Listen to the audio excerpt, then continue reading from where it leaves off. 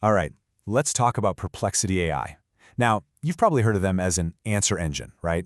But what they're really building is something way bigger. We're talking about an AI agent that doesn't just search the web for you, it's designed to act on it. You know, for as long as I can remember, the internet has pretty much worked the same way. You type in a question, you get a wall of blue links, and then the actual work of finding the answer, well, that's on you. Perplexity is flipping that script. Their whole promise is, what if you could just get the answer directly, with all the sources right there? And this slide right here, this is the heart of it. We're seeing a massive shift from a search engine to an answer engine. Perplexity was founded back in 2022 with a pretty simple goal: stop giving people homework and start giving them synthesized, ready-to-use answers. Okay, so first up, the answer engine. This core idea didn't just catch on with users, it absolutely exploded, and it really signaled that people were hungry for a totally new way to find information online. And just look at the speed of this. By 2025, in just a couple of years, Perplexity rocketed to an incredible $18 billion valuation. I mean, this is not some small niche product. When you have investors like NVIDIA and Jeff Bezos getting on board, you know the bet is that this is the future of how we search. And this chart just lays it all out. In 2024, they're pulling in $20 million in revenue. 1 year later, over $100 million. That is a 500% year-over-year growth. It's just wild. And it's all driven by a user base that's making something like 30 million queries every single day.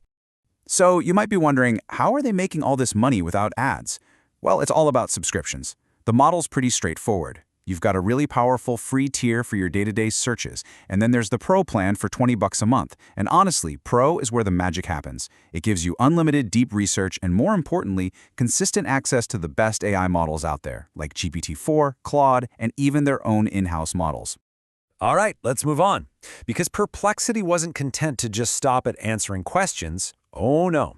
In July of 2025, they launched their very own browser called Comet. And its goal was way more ambitious, to not just find stuff for you, but to actually do stuff for you. This is built on a new idea they're calling agentic browsing.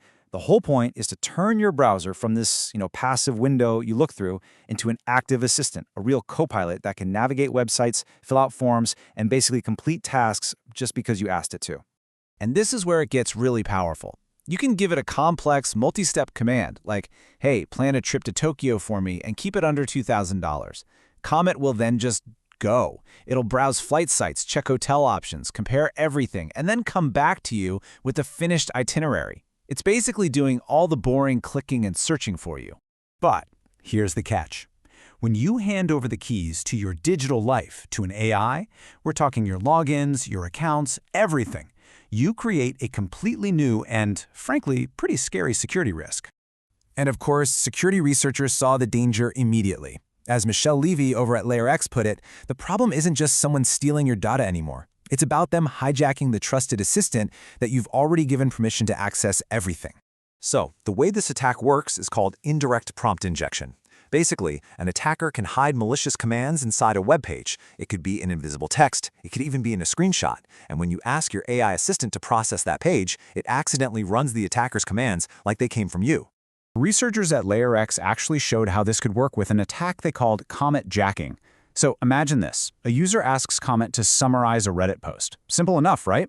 But hidden inside that post are instructions telling the AI to quietly switch over to another tab, say your Gmail, find the one-time password for your Perplexity account, and then send it straight to the attacker. Now, when these security holes were pointed out, Perplexity's initial response was that they saw no security impact.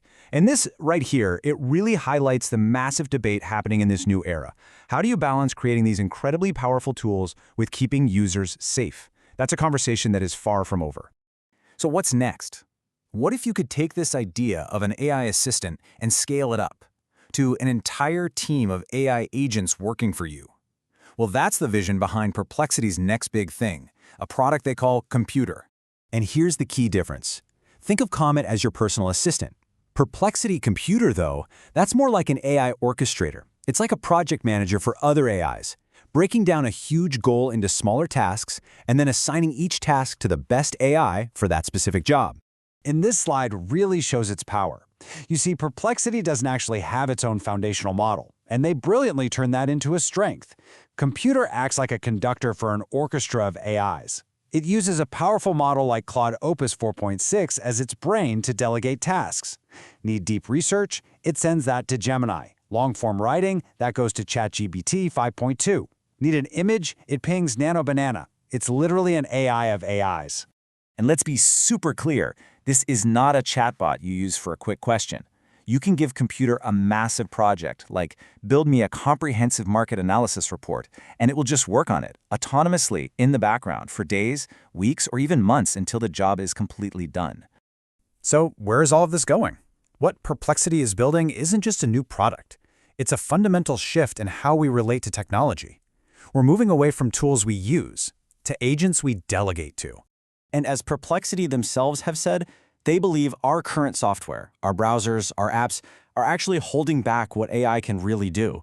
They see these new agentic systems as the only way to unlock that true potential.